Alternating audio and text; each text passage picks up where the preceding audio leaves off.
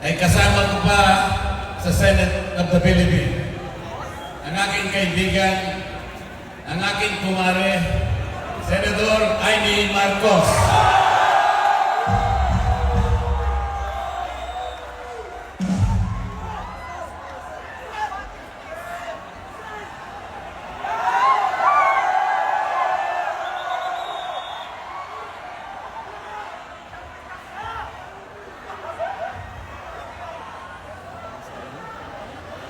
Magandang gabi po sa inyong lahat, mga mahal na kapatid.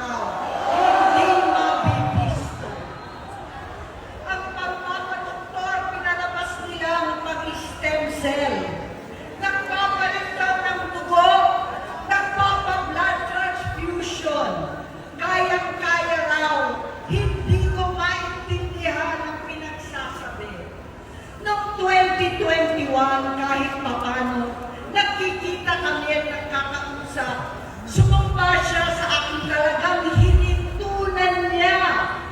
Naniwala ako kasi sabi niya gusto niyang tumakbo. Ang sabi ko, tutulong ako sa abot ng aking makakaya. Ipinakilala ko si Bongbong kay Inday. Naging magkatandem sila. Pagkatapos noon ay biglang hindi na niya ako ulit kilala. Kahit si Inday, nagtataka, bigla ko na itsakwera. Kahit ganon, nangampanya pa ako para sa kanya, kahit si Inday na lang ang aking nakakausap. Hindi ko alam bakit ako nakabang sa headquarters nila sa Mandaluyong. Hindi ko alam bakit walang nagre-report sa akin tungkol sa kampanya. Sa totoo lang, masakit mang aminin, nung dinidisqualify na siya, halos papaboran ko na sana dahil may nagsumbong sa akin mula sa kanyang campaign team na gumagamit na naman siya. Nung sinabihan ko, siya at mga taong nasa paligid niya, nagkaisa silang tuluyan akong alisin sa kampanya na ako naman ang bumuo. Sinabi nilang gusto ko na siya ay mag-disqualify para ako ang pumalit. Hindi totoo yun! Iniisip ko ang kalagayan ng aking kapatid at paano siya magsisilbi kung ganyan ang kalagayan niya.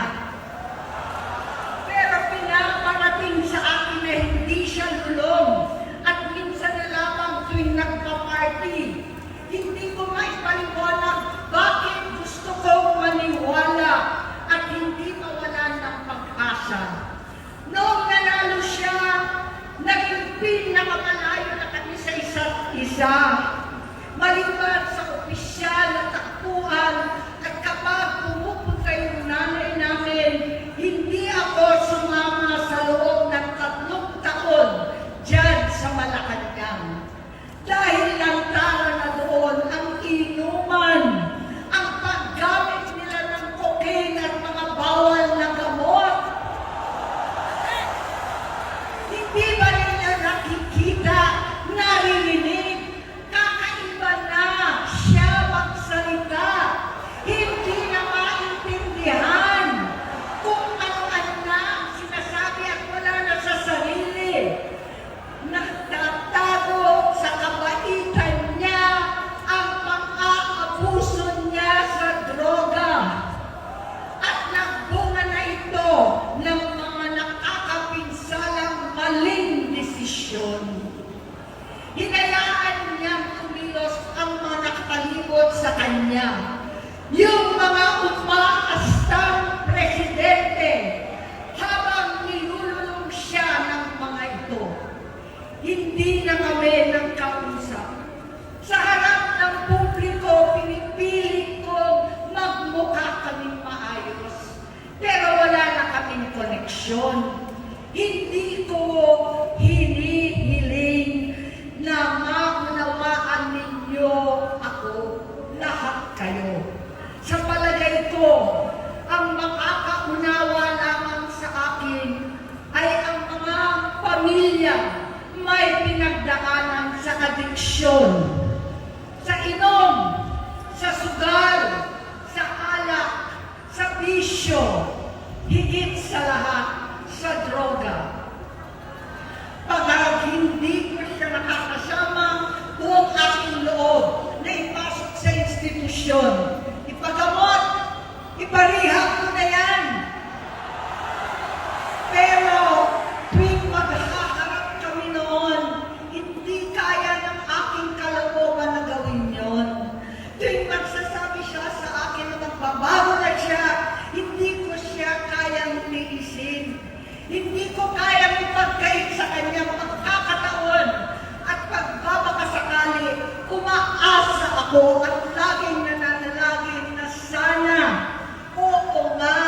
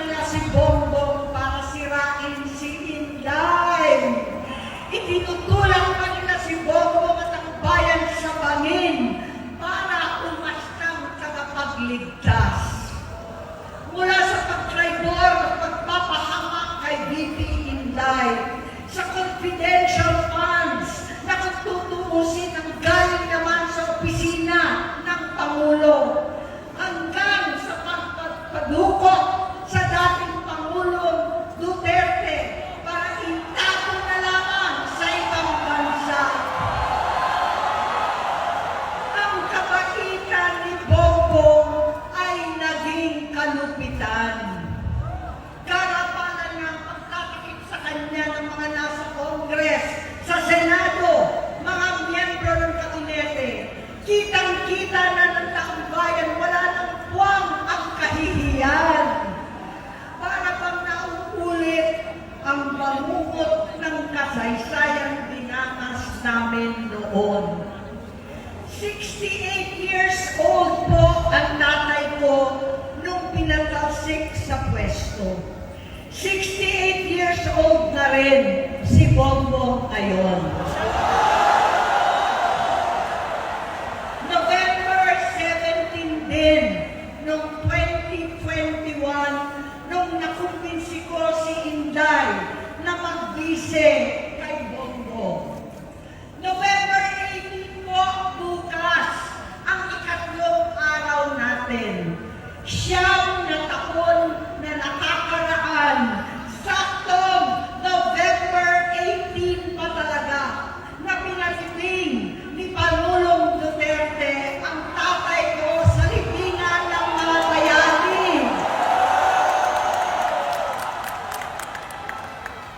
Halo-halo na ang aking nararamdaman, pero alam ko ito ang dulo at hangganan ng aking pagtitiis at pananahimik. Hindi na tayo mananahimik! Dahil nalaman ko pati ang mga anak niya ay nagdodroga na. Pinasusuklaman ko pa ang pag-alok ng mag-inang si Sandro ng droga ang aking mga anak at iba pang mga kamag-anak. Yan ang hindi ko na mapapalampas. Sa loob ng halos 4 na dekada, wala akong ibang pinangarap kundi maipakita sa sambayanan na hindi kami masamang tao. Hindi masama ang pamilya Marcos. Gusto kong ibangon ang dangal ng aking ama. Sa pamamagitan ng nagpagtatrabaho para sa bayan, sinikap kong maging mabuting gobernador, kinakawan, senador. Hindi ako halos nagpapahinga para makapag-iwan sana ng legasiya na kapag sinabing Marcos, nabawi na namin ang tingin sa nakaraan. Ngunit sa kagustuhan kong maging responsableng anak, matupad ang pangako ko sa aking ama, nabigo akong maging mabuting kapatid. Naging mahina ako kay Bongbong sa kapulisan at sundalo, sa lahat ng mga leader at tagapagpatupad ng batas. Siya ang Pangulo natin ngayon. Sinabi ko kung anong kalagayan niya ngayon. Tulungan niyo akong mapabuti ang kanyang kalagayan. Tulungan niyo akong matulungan siya. Hindi niya ako kalaban. Ang kalaban niya ay ang sarili niya. At nadadamay ang bansa sa laban na yan. Bilang senador at lingkod bayan, batid ko ang mga problema at gaya ng bayan, alam ko rin ano ang solusyon. Sa pagkakawatak-watak, patuloy na pamumulitika, pagnanasa sa kapangyarihan ng mga talunan naman, kaguluhan sa Mindanao, alanganing giyera sa China at Estados Unidos, kawalan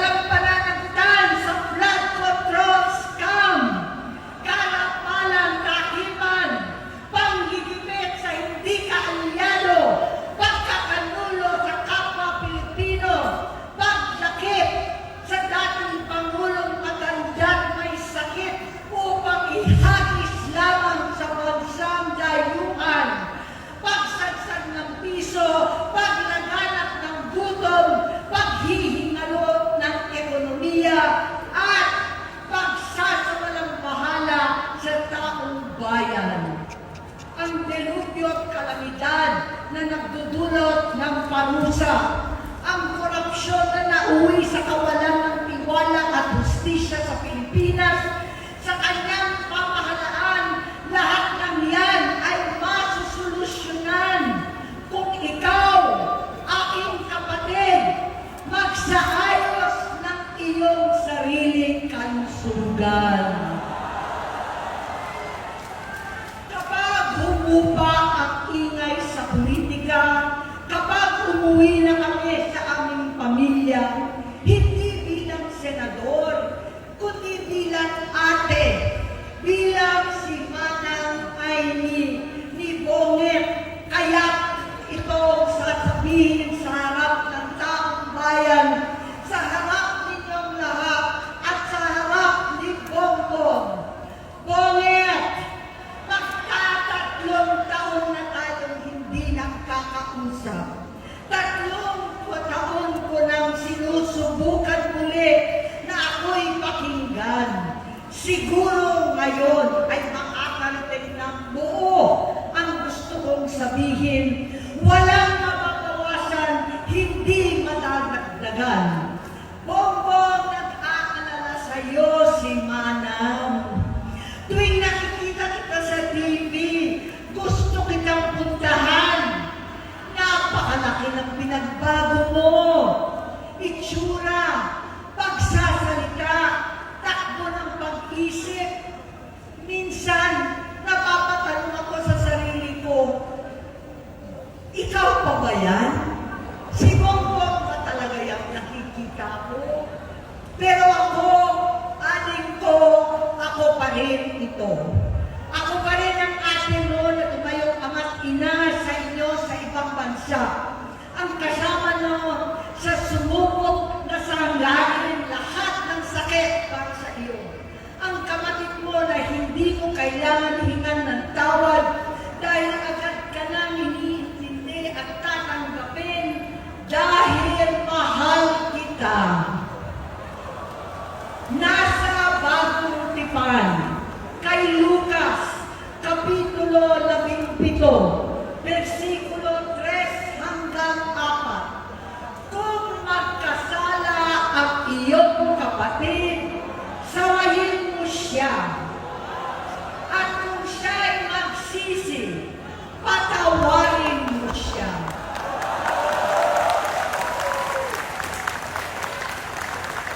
Tama na, adik ko. Tapusin mo na ang paghihirap mo at ng bayan. Gaya nung umalis tayo sa palasyo, kaya mo pa rin hawakan ang iyong kamay, huwag kang matakot. Malaki na ang dulot sa iyo ng droga. Sinisisi ko ang sarili ko dahil hindi ako nakinig sa mga sumbong. Hindi ako nakialam. Hindi ako maniwala. Pero hindi pa huli ang lahat. Tama na, ading ko. Magpahinga na tayo. Umuwi na tayo. Magpagamot, magpagaling at nangangako ako. Hindi ako malilingan, hindi ako magkukulang. Lahat ng kasama mo ngayon, hindi natin kasama sa pinakamadilim na bahagi ng buhay natin. Kasama mo sila ngayon dahil nasa taas ka pa. Ako at ang ating mga tunay na kapatid dito sa Luneta ang kasama mo kahit magdilim ulit ang lahat. Talikuran mo ang iniisip at ibinubulong lang ang misyon. Unahin na natin ang kalusugan mo dahil sa adiksyon nabigyan mo ng malubhang karamdaman ang buong bansang Pilipino. Matatanda na tayo, sakitan na si Mami, alagaan na lang natin ang isa't isa. Kaliwat kanan man ang pagbuhusga sa akin, malinaw sa aking puso na dapat mauna ang Diyos, ang bayan, pamilya at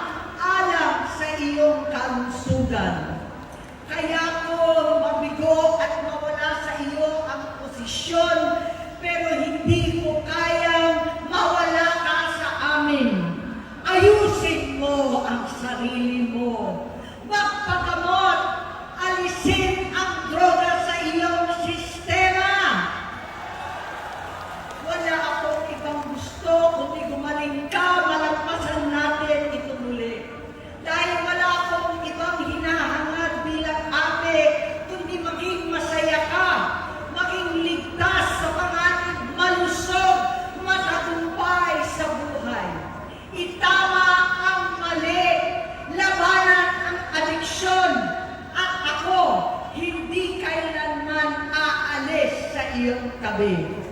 Susuporta at hindi titigil manalangin kasama ninyo dito sa Luneta at sa buong mundo. Dahil iyon naman ang tungkulin at ibig sabihin ng salitang kapatid, kapatid, mabuhay kayong kapatid. Maraming salamat po, Senator